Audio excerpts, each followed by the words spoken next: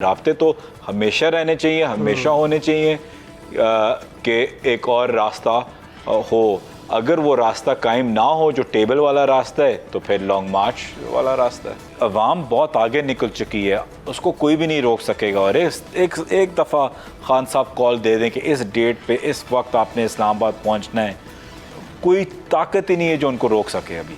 और चूंकि अब मुल्क में ऑडियो लीक्स की हवा चल पड़ी है तो इमरान खान की फेक वीडियोस जो हमारी इत्तलात के मुताबिक 2-3 महीने पहले से तैयार करवाई जा रही थीं। सब्सक्राइब करें और बेल दबाएं ताकि कोई खबर रह न जाए।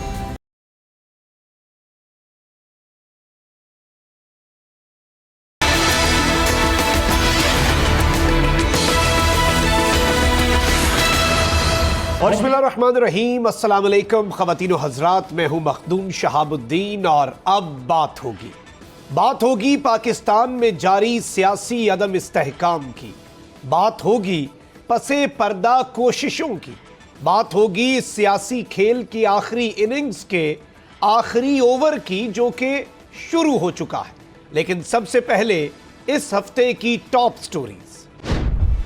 Army chief general Qamar Javed Bajwa का कहना है कि फेक न्यूज और प्रोपेगेंडे पर तवज्जो ना दें, मुल्क की हिफाजत मजबूत हाथों में है।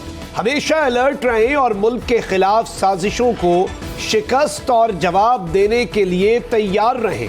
किसी मुल्क, ग्रुप या तंजीम को पाकिस्तान को सियासी या मुआशी गैर मुस्तहकम करने नहीं दिया जाएगा। इमरान खान की लॉन्ग मार्च किसी भी वक्त मुतवक्के, तमाम तैयारियां मुकम्मल। इमरान खान ने तमाम कार्ड सीने से लगा लिए। असल प्लान है क्या? लंदन इस वक्त पाकिस्तानी सियासत का मरकज। मरियम नवाज की लंदन रवानगी, परवेज इलाही की भी लंदन यात्रा। क्या पंजाब हुकूमत खतरे में है? क्या पाकिस्तान तहरीक इंसाफ से कोई धोखा होने वाला है? मुतवक्के लॉन्ग मार्च के पेश नजर इमरान खान के साथियों की पकड़ धकड़ शुरू, गिरफ्तारियां जारी। इमरान खान की गिरफ्तारी या नजरबंदी के इम्कानात तो दूसरी जानिब राना सनाउल्लाह के नाकाबिले जमानत वारंट भी जारी। पुलिस गिरफ्तारी के लिए रवाना। सियासी खेल कहां जाकर रुकेगा? नाज़रीन किराम, आज के यादे माजी में बात होगी मरियम नवाज की लंदन यात्रा की। वो मरियम नवाज जो पासपोर्ट वापसी से इनकार का दावा करती थी, जब पासपोर्ट मिला तो सबसे पहली फ्लाइट लेकर लंदन चलती बनी। इतनी जल्दी थी कि एक पूरा दिन भी इंतजार नहीं हो सका। इनके बयानात तो बदलते रहते हैं, लेकिन जो नहीं बदला वो अवाम की जानिब से इनका शानदार इस्तकबाल है। इस वक्त मुल्की सियासत पर बात करने के लिए हमें ज्वाइन किया है पाकिस्तान तहरीक इंसाफ के सीनियर रहनुमा और खान साहब के करीबी साथी जुल्फी बुखारी साहब ने।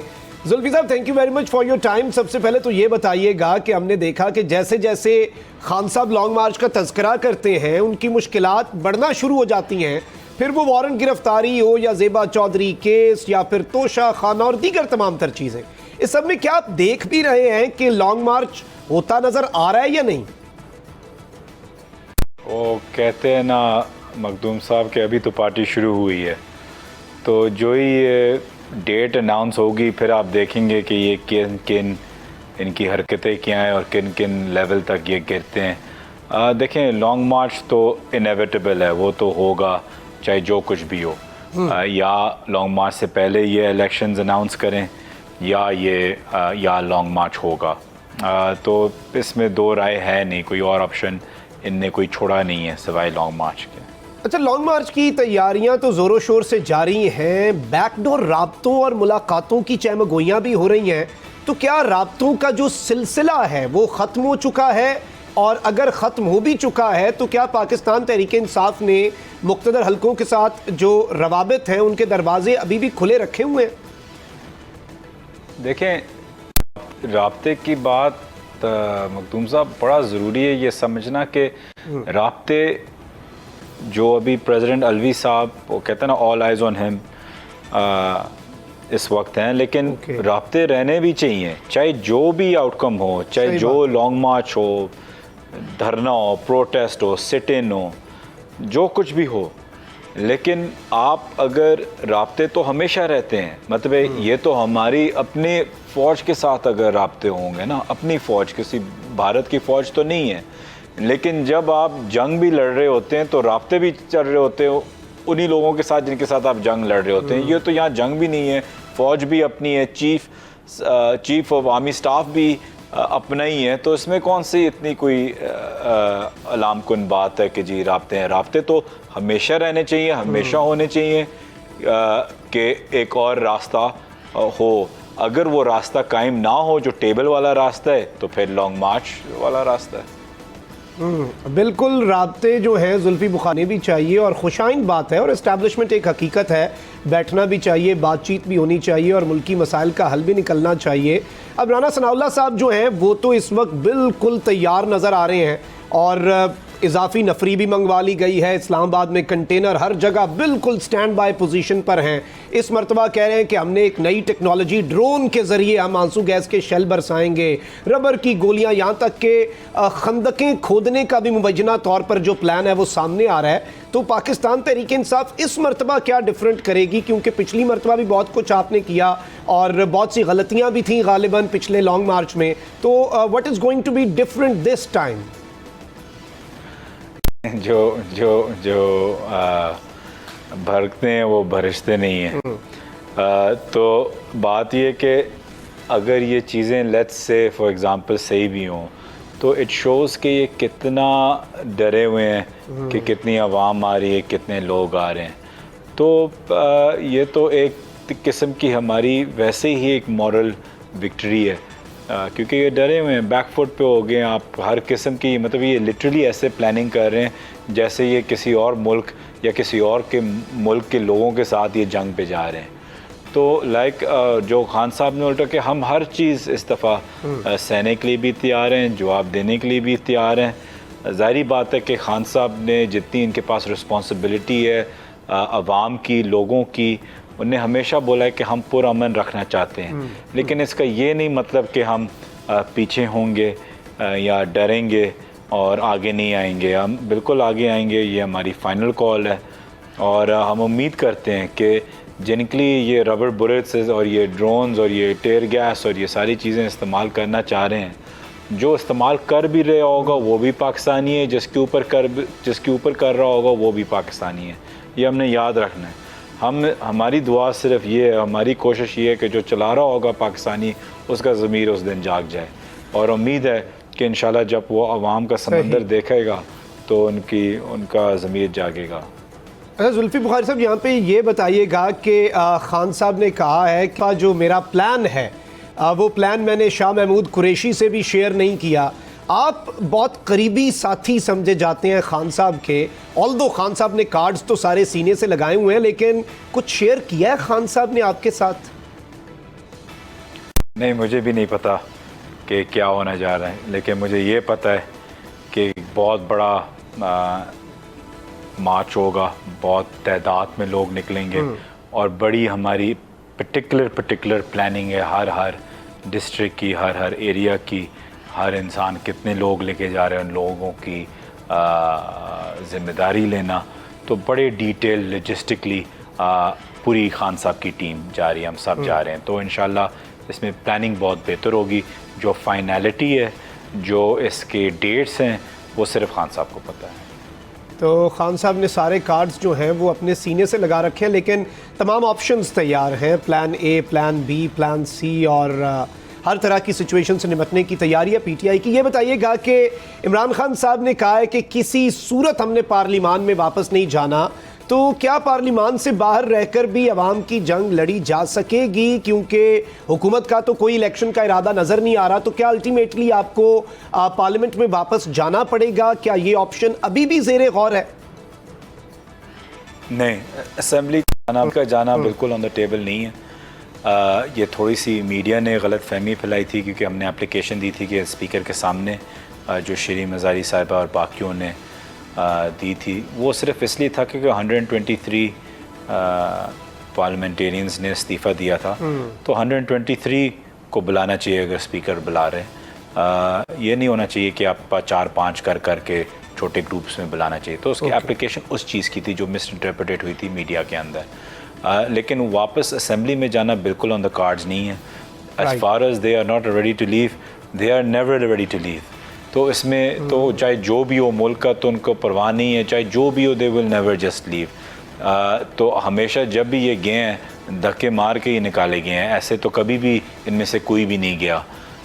तो बहरहाल बात ये सिंपल सी है कि असेंबलीज़ में वापस नहीं जा रहे, लॉन्ग मार्च होगा, हर हाल में होगा। और हम अगर किसी नेगोशिएशन टेबल पे आना है, जो मैं ये नहीं कह रहा कि नेगोशिएशन टेबल रूल आउट होना चाहिए, हमेशा डायलॉग रहना चाहिए जैसे हमने पहले बात की थी, लेकिन डायलॉग गवर्नमेंट के साथ तभी हो सकता है कि जब तय हो जाए कि अर्ली इलेक्शंस होंगे, जब डायलॉग उस बुनियाद पे होगा कि अर्ली इलेक्शंस होंगे। जब अर्ली इलेक्शंस होंगे उसकी टेक्निकलिटीज़, उसकी लॉजिस्टिकलिटीज़ सारे डिस्कस हो सकती हैं ऑन द टेबल। लेकिन बुनियाद ये है उसका, किसी डायलॉग की शुरुआत ये है कि अर्ली इलेक्शंस की बातचीत। जुल्फी बुखारी साहब, आपने कुछ देर ये बात कही कि all eyes on president Alvi. तो आरिफ अलवी साहब ने तो ये बात कही है कि ये साल जो है ये इंतखाबात का साल होने वाला है। तो क्या हम ये कह सकते हैं, ये क्या बात इस्टेब्लिश की जा सकती है कि कोई गारंटी फिर से दी गई है या अभी भी मामला जो है वो डामाडोली है? I think it's writing on the wall. आप देख सकते हैं कि हालात किस तरफ जा रहे हैं मुल्क के, चाहे मैशत हो, चाहे लॉ एंड ऑर्डर भी हो। आप देख रहे हैं क्राइम रेट कितना बढ़ चुका है, कोई चीज़ महफूज नहीं है। बिल्कुल। आपके पास कभी भी कोई स्टेबिलिटी नहीं आ सकती। क्या पाकिस्तान अफोर्ड कर सकता है ये इनस्टेबिलिटी दिसंबर तक? तो आई थिंक इलेक्शंस, जो ने बोला कि ये इलेक्शंस का साल है, आई थिंक वो सही कह रहे हैं। अगर कोई गारंटी दी गई हो या नहीं दी गई हो, उस पर मैं कमेंट नहीं कर सकता, लेकिन ये है कि आई थिंक लॉजिकली नज़र यही आ रहा है। सही, बिल्कुल। और अभी चलें, कमेंट ना करना आपका राइट है। और आपको ही पता होगा, यहाँ पे एक बड़ा अहम सवाल है और आर्मी चीफ की तैनाती पर इस वक्त ये सरकार तो डटी हुई है। खान साहब बार बार ये कह रहे हैं कि उन्हें किसी कैंडिडेट पर कोई एतराज़ नहीं है, और लेकिन लगाने वालों पर उन्हें एतराज़ ज़रूर है। अब अगर हुकूमत अपनी मर्ज़ी से तैनाती करती है तो पाकिस्तान तहरीक इंसाफ का मौक़िफ़ क्या होगा? ये तो एक लंबी बहस है, लेकिन कभी किसी की भी चॉइस नहीं होनी चाहिए। जो सीनियर मोस्ट है उसको वैसे ही लगना चाहिए। इंडिया में भी यही होता है। तो ये सारी चीज़ ख़त्म हो जाती है अगर रूल यही होता है। बहरहाल वो एक और चीज़ है, वो है नहीं हमारे सिस्टम में अनफॉर्चुनेटली। लेकिन बात सिंपल सी ये है कि आप सोचें कि ये सारे, मैं पॉलिटिकली सिर्फ तंज नहीं मार रहा, मैं सिर्फ ये कह रहा हूँ कि ये सारे कॉन्विक्ट्स हैं, क्रिमिनल्स हैं, convicted by the supreme court of Pakistan है, चाहे नवाज शरीफ साहब भी इंक्लूडेड। अब अगर हर चीज़ वापस उनके पास जाएगा और आसिफ अली ज़रदारी जो दुनिया भर में मशहूर हैं for all the wrong reasons, कि वो मिस्टर 10% मतलब उनका मशहूर है जो भी, तो अगर इन लोगों के इनसे पूछ के या इनके चॉइस का बंदा लगेगा, तो मैं सिर्फ एक सिंपल सा क्वेश्चन करता हूँ कि वो क्यों एक इंसान को चुनेंगे? इनकी क्रेडिबिलिटी ऑफ चॉइस कैसे, किस मियार पे होगी? इसी मियार पे होगी कि एक बंदा जो नवाज शरीफ और आसिफ अली ज़रदारी और शहबाज शरीफ पसंद करता हो, वो क्या कॉम्प्रोमाइज़ एक तरीके या दूसरे तरीके से नहीं होगा? अदरवाइज़ उनकी अलायंस क्या होगी इनके साथ कि अगर वो किसी तरीके से कॉम्प्रोमाइज़, क्योंकि पूरी फ़ौज भी जानती है कि ये करप्ट हैं। GIT हुई है, उसमें सारी फाइंडिंग्स आ चुकी हैं, उसमें army was has seen it, everything is there and it's evident। तो क्या इनकी चॉइस हम कोई भी मान सकेगा कि इनकी चॉइस क्या है? क्योंकि आपको पता है कि इनकी चॉइस के पीछे इंटेंशन क्या है, और इंटेंशन यही है कि अपने आप को सेफ रखें, सेफ गार्ड, जो अपनी इंटरेस्ट का सेफ गार्ड ये करना चाहते हैं। और वो उनके सेफ क्या है कि NROs मिलते रहें, नैब की चेंजेस होती रहें, इनके ऊपर कोई केसेस ना हो, तो उसके ऊपर कोई सॉफ्ट हैंड आ जाए। इनकी चॉइस तो यही होगी ना कि सबसे ज़्यादा सॉफ्ट हैंड क्या होगा। हमेशा जब भी कोई आर्मी चीफ कोई भी भाई पॉलिटिक्स भी है साइड भी मैं कह दूँ, जब भी कोई आर्मी चीफ अगर कोई पॉलिटिशियन पिक करेगा तो वो यही पिक करेगा कि मेरी मेंटालिटी के साथ अलाइंड कौन है, चाहे वो अच्छी मेंटालिटी हो या बुरी मेंटालिटी हो। ज़िया से लेके आप आज तक आ जाएं, यही आप सोचेंगे कि मेरी मेंटालिटी के साथ अलाइंड क्यों है। अब लोगों ने फैसला ये करना है कि इनकी क्या मेंटालिटी है, खान साहब की क्या मेंटालिटी। मैं नहीं कहता कि खान साहब भी अगर पिक करते तो वो अपनी मेंटालिटी के मुताबिक नहीं पिक करते, लेकिन खान साहब की क्या मेंटालिटी है और इनकी क्या मेंटालिटी है, इनका जहन और मेंटालिटी क्या चाहते हैं पाकिस्तान के लिए, और खान साहब की जहन और मेंटालिटी क्या चाहती है पाकिस्तान के लिए।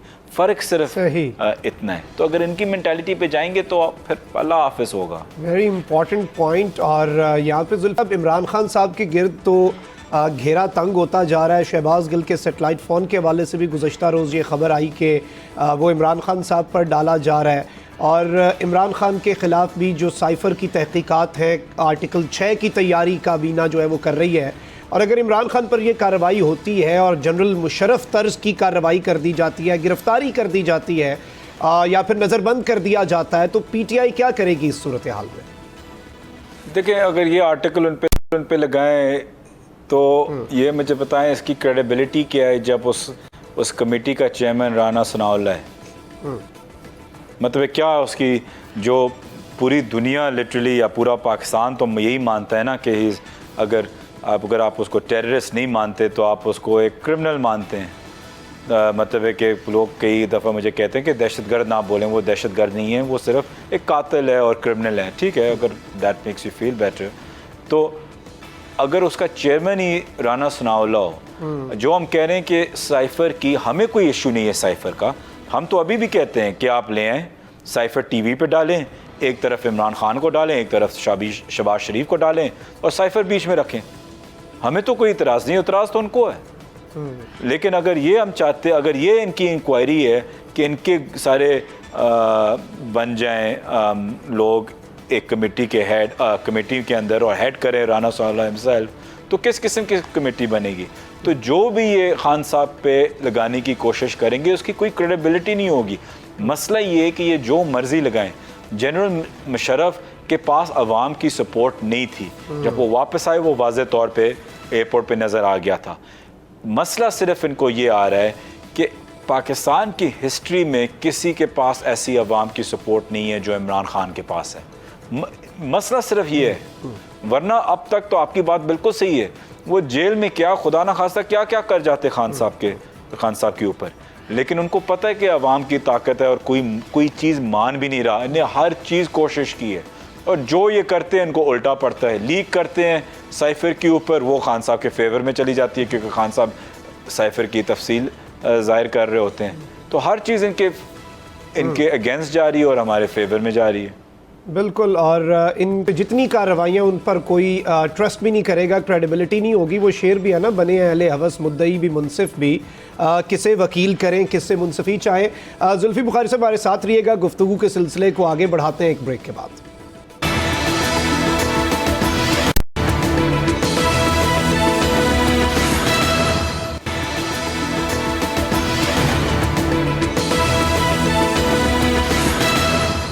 Welcome back after the break. गुफ्तगू के सिलसिले को आगे बढ़ाते हैं। हमारे साथ मौजूद है जुल्फ़ी बुखारी साहब।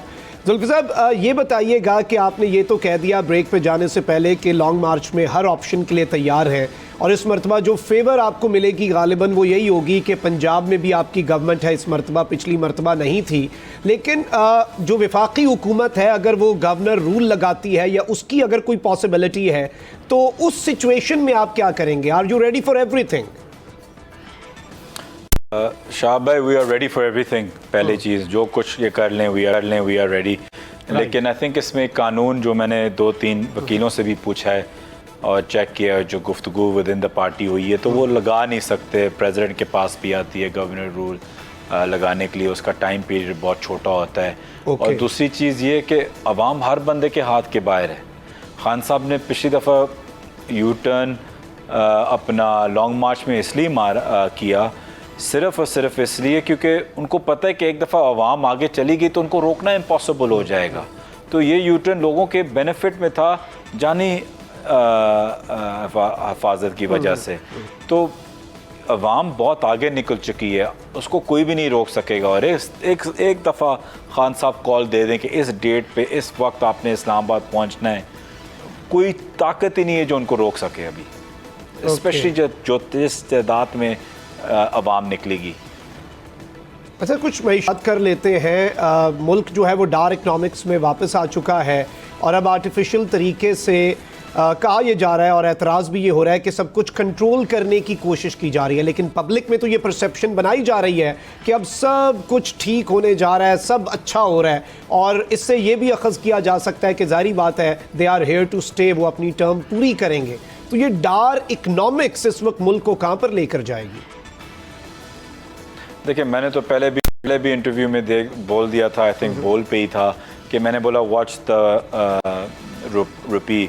अब आप देखेंगे कि रुपया ये कोशिश करेंगे कि और नीचे लेके आने की, और इसमें ये पैसे जलाएंगे बेसिकली। इसमें कोई इकोनॉमिक्स नहीं है, इसमें बेसिकली पैसा जलाने वाली बात है सिर्फ और सिर्फ ऑप्टिक्स के लिए। और ऑप्टिक्स इसाक़ ने पूरी ज़िंदगी सिर्फ रुपए और डॉलर की ऑप्टिक्स के लिए। और अल्लाह, मैं तो ये समझता हूँ कि जो फ्लड्स के भी जो फंड्स आए हुए हैं वो भी ये जला देंगे सिर्फ अपने रुपया नीचे करने के लिए। तो ये सारा फेक है, इसमें कुछ नहीं है। मैन्युफैक्चरिंग बंद है, हर इंडस्ट्री आप देखें बंद हो रही है, लोग बेरोज़गारी बढ़ रही है, महंगाई कितनी है, क्राइम रेट इसकी वजह से कितना ऊपर चला गया है। तो ऑन द ग्राउंड कोई चीज़ काम नहीं कर रही, कोई चीज़ खुली हुई नहीं है, हर चीज़ मिनिमलाइज हो रही है। मतलब मेन चीज़ आपकी मैन्युफैक्चरिंग ही बंद होगी पूरे मुल्क में। तो अब आगे जाके क्या आप करेंगे? सुकूक बॉन्ड्स की किस पेमेंट है दिसंबर में, ये इस पे ये जो नज़र आ रहा है डिफ़ॉल्ट करेंगे, लेकिन ये एक ही चीज़ पे रखेगा। देखें, मैं आया, इन्हें जो नीचे भी लेके आए हैं, बाय द वे, ये तो ऊपर वैसे ही इतना चला गया था, नीचे ये पैक नहीं करने की कोशिश कर रहे थे। मिफ्ता को इनने स्केप गोट बनाया। पेट्रोल का भी जो कीमतें ऊपर की थी, ये इसाक़दार ने इससे इतनी ज़्यादा कराई थी, और फिर वापस आके उसने कम कर दी, 8 रुपये या 11 रुपये इसने कम की। और ये सिर्फ इसलिए कि मिफ्ता बुरा लगे और ये वापस आके बोले ओहो दार साहब आ गए हैं जी, कम कर दिए, तेल भी कम हो गया है वगैरह।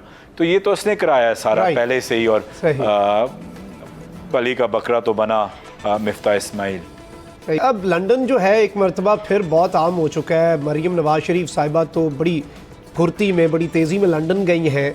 परवेज़ इलाही साहब की लंदन यात्रा के चर्चे भी हैं। मुनिस इलाही से भी कुछ दिन पहले मुलाकात हुई, उन्होंने तो कहा कि ऐसा कोई इम्कान नहीं है कि वहाँ पे कोई नवाज शरीफ साहब से उनके वालिद मुलाकात करें। लेकिन क्या पीटीआई को लग रहा है कि पंजाब ख़तरे में है? नहीं, देखें, ये अफवाहें। मुनिस इलाही साहब परसों खान साहब के साथ भी थे और बड़ा एक्टिव रोल प्ले कर रहे हैं और बड़े सपोर्टिव भी हैं। और परवेज़ इलाही साहब तो अपनी चीज़ों के लिए वहाँ गए हुए हैं। बाय कोइंसिडेंस टाइमिंग अगर मीट हुई मरियम सफदर का, तो अभी 2 दिन पहले पासपोर्ट दिया गया है वापस, और वहाँ गई हैं।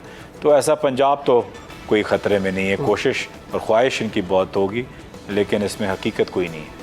अच्छा, यहाँ पे अब देखें कि ममनुआ फंडिंग, फ़ॉरेन फंडिंग केस में भी इमरान खान साहब के साथियों को गिरफ़्तार करना जो शुरू हो चुकी है ये गवर्नमेंट। मुराद सईद और ग़ुलाम सरवर को भी बुलाया गया है कि बरतानिया से मनी लॉन्ड्रिंग का जो केस है उसमें नैब तलब कर चुके। तो क्या ये कहा जा सकता है कि इमरान खान साहब के साथियों को तोड़ा जा रहा है, इमरान खान से दूर किया जा रहा है, ब्लैकमेल करके या केसेस बनाकर?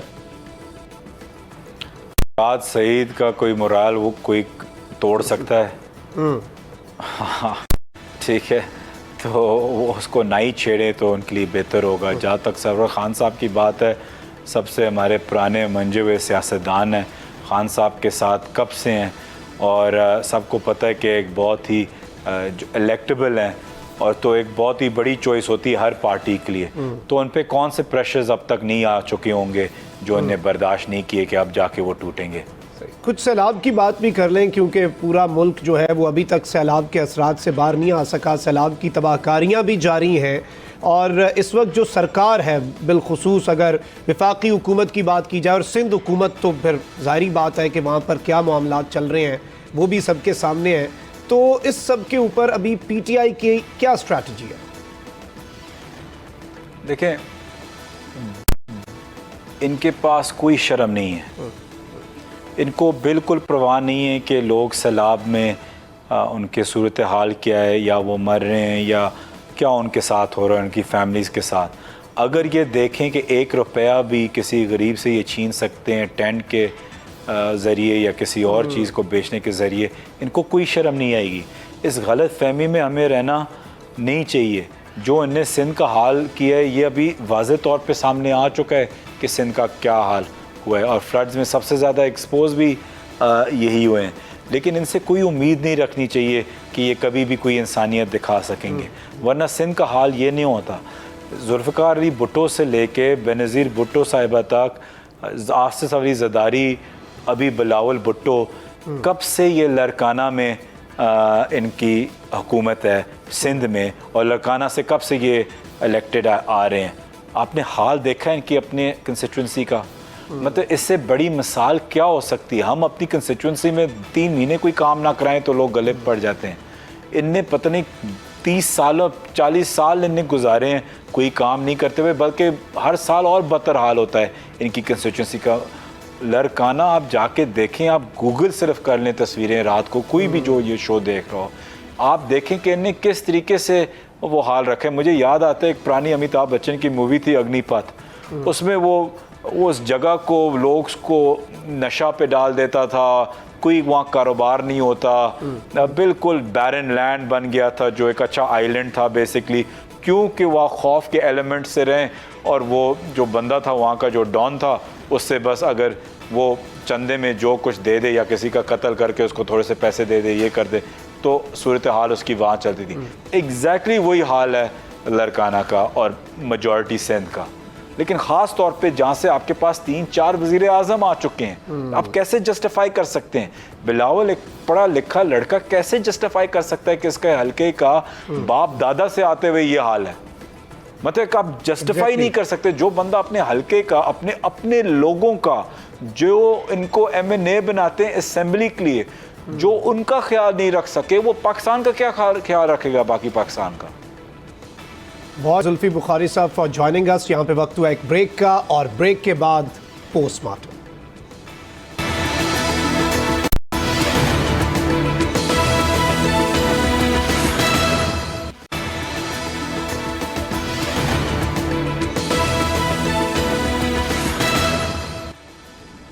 वक्त हुआ है पोस्टमार्टम का।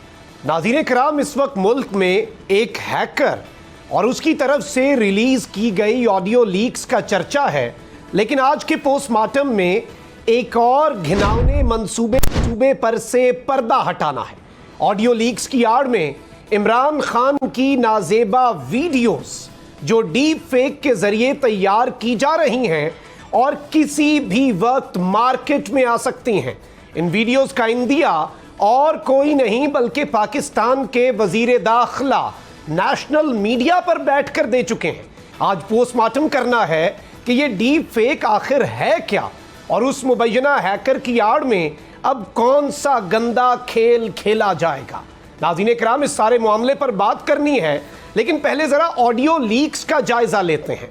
एक हैकर एक हैकिंग फोरम पर आकर पाकिस्तान के वजीर आज़म ऑफिस की ऑडियोज की बोली लगाता है।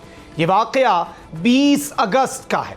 वो हैकर बिटकॉइन में कीमत तलब करता है, और जब लोग उसको सीरियसली नहीं लेते तो वो कुछ ऑडियोज को सोशल मीडिया पर बतौर सैंपल लीक कर देता है। दिलचस्प बात यह है कि ये ऑडियोज हैकिंग फोरम और ट्विटर पर 3 सितंबर को आती हैं, लेकिन मीडिया में ये 2-3 हफ्तों के बाद आई, और इतने दिन तक इस ऑडियो पर किसी की नजर भी नहीं पड़ी। ये ऑडियो लीक्स पाकिस्तान की तारीख का सबसे बड़ा नेशनल सिक्योरिटी ब्रीच है, क्योंकि ये ऑडियो लीक्स किसी पब्लिक प्लेस की नहीं, ये ऑडियो लीक्स किसी ताजर के साथ किसी सियासतदान की नहीं, ये ऑडियो लीक्स किसी चौक चौराहे की नहीं, बल्कि ये ऑडियो लीक्स हैं प्राइम मिनिस्टर ऑफ पाकिस्तान के ऑफिस की, जहां गुज़श्ता कमोबेश 1 साल या गुज़श्ता चंद महीनों से ऑडियो लीक्स हो रही हैं, जहां से ना सिर्फ हसास बल्कि इंतहाई हसास मालूमात शेयर हो चुकी हैं। ये मामला किसी एक सियासी जमात के सरबराह का नहीं है, बल्कि वज़ीर आज़म पाकिस्तान और उनसे जुड़ी उन अहम शख्सियात का है जो रियासत पाकिस्तान में अहम ओहदों पर फाइज थे या हैं। इन ऑडियोज़ ने एक जानिब तो आले शरीफ की सियासत की बुनियादें हिलाकर रख दी, लेकिन इस सब के बाद इसके असर को जायल करने के लिए एक खेल खेला गया। इस बहती गंगा में हाथ धोने के लिए हैकर की आड़ में इमरान खान की वो ऑडियोज जब वो वजीर आजम थे लीक कर दी गई। इमरान खान की आजम खान के साथ जो ऑडियो लीक हुई, उस ऑडियो लीक के हवाले से एक मारूफ सहाफ़ी ने मुल्क के एक बड़े अखबार में 4 जुलाई को कॉलम लिखा। उस कॉलम में हूबहू वही अल्फाज लिखे गए जो चंद दिन पहले लीक होने वाली इमरान खान की ऑडियो में इमरान खान साहब ने इस्तेमाल किए थे। यहाँ सवाल ये पैदा होता है कि उस सहाफ़ी के सोर्स के पास ये ऑडियो जुलाई में ही किस तरह आ गई थी, और ये ऑडियोज़ हैकर के अलावा किसी और के रिकॉर्ड में भी हैं। इमरान खान की ऑडियोज़ में एक और पहलू भी मुख्तलिफ था कि ये ऑडियोज़ किसी हैकिंग फोरम पर नहीं डाली गई, और इन ऑडियोज़ के साथ सबटाइटल्स भी डाले गए, और वो भी गलत, ताकि मर्जी का रंग दिया जा सके। तो ये बात इस्टेब्लिश हो जाती है कि ये ऑडियोज़ हैकर की तरफ से नहीं बल्कि किसी और की तरफ से मुबैना तौर पर शहबाज शरीफ नवाज की ऑडियो के रद्द-ए-अमल के तौर पर लीक की गई। इमरान खान साहब डायरेक्ट इसका इल्ज़ाम शहबाज शरीफ पर धर चुके हैं। फवाद चौधरी बयान दे चुके हैं कि इमरान खान की ऑडियो सबसे पहले शहबाज शरीफ के मीडिया कोऑर्डिनेटर ने ट्विटर पर अपलोड की। लेकिन मामला अब यहाँ तक रुकने वाला नहीं है। बात अब असली ऑडियो से होती हुई जाली वीडियोस पर जाने वाली है। वफाकी वज़ीर दाखिला राना सनाउल्लाह खुद मीडिया से गुफ्तगू करते हुए ये कह चुके हैं कि इमरान खान की ऐसी वीडियोस हैं जो ना देखी जा सकती हैं और ना दिखाई जा सकती हैं, और इनका इशारा वाज़े तौर पर इमरान खान साहब की नाजेबा वीडियोस की जानिब है। और चूंकि अब मुल्क में ऑडियो लीक्स की हवा चल पड़ी है, तो इमरान खान की फेक वीडियोस जो हमारी इत्तलात के मुताबिक 2-3 महीने पहले से तैयार करवाई जा रही थीं, अब मुखालिफिन को चूंकि ये लग रहा है कि ये सही वक्त है और इस वक्त लोहा गर्म है तो वार कर दिया जाए, तो ये इस वक्त बाकायदा तौर पर डीप फेक टेक्नोलॉजी के ज़रिए इमरान खान के खिलाफ मकरू खेल शुरू हो चुका है। इसमें ताख़ीर क्यों हुई, उसका जवाब यह है कि मास्टरमाइंड को इसके नाकाम हो जाने का खदशा था, और अब चूंकि ऑडियो वीडियो लीक्स का बाजार गर्म हुआ है तो अब ये मकरू खेल खेला जा रहा है। ये हम क्यों कह रहे हैं? क्योंकि इन बातों यानी कि वीडियो लीक्स का इंदिया खुद हुकूमती अराकीन, उनके तर्जुमान, उनके हामी सहाफ़ी मुख्तलिफ टीवी चैनल्स पर बैठ कर दे चुके हैं। इन बयानात चहमगोइयों से यही मालूम होता है कि इस सारे अमल से इमरान खान साहब को निशाना बनाया जा रहा है। नाज़रीन किराम, यहाँ पर डीप फेक टेक्नोलॉजी को समझना बहुत ज़रूरी है। डीप फेक साइंस और टेक्नोलॉजी का वो शाहकार है जो अब इंसान के हाथ में नहीं आएगा, और अब ये हाथों से निकलता जा रहा है। डीप फेक टेक्नोलॉजी ऐसी टेक्नोलॉजी है जिसकी मदद से जाली तस्वीर या वीडियोस तैयार की जाती हैं।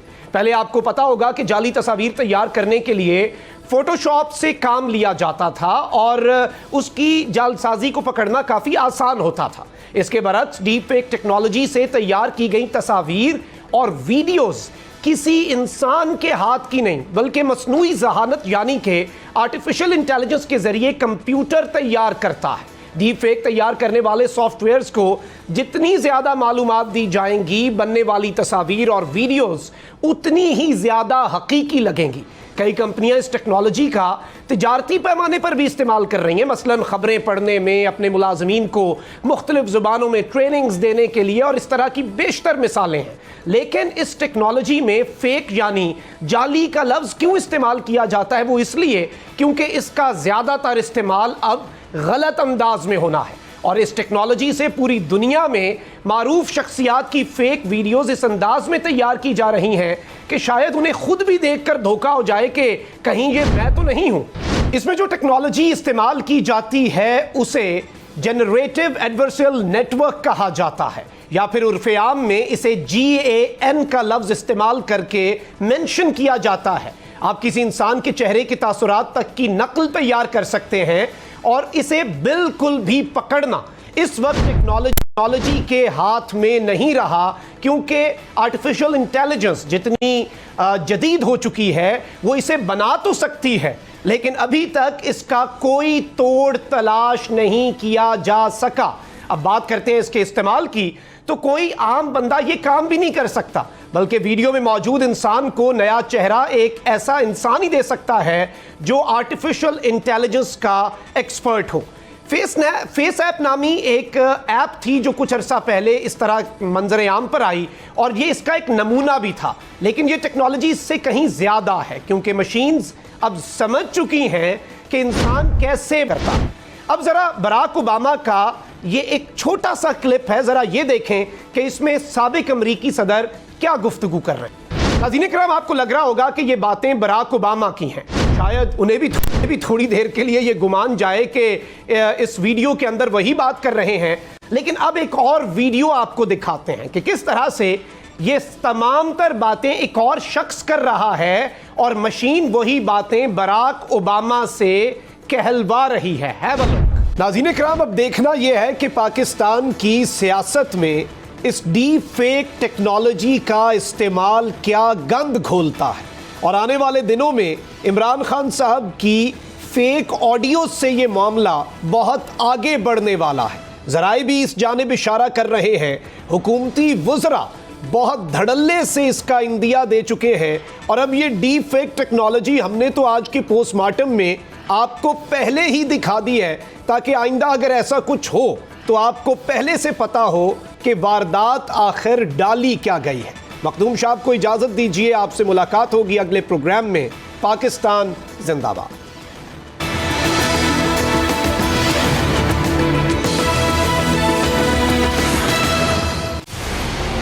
मंजिल, रास्ता, जज्बा, भयानक सच्चाई से हटाए पर्दे और तोड़ डाली झूठ की बेड़ियां। सलाखों से डरना कैसा जब चट्टानों ने पाला हो।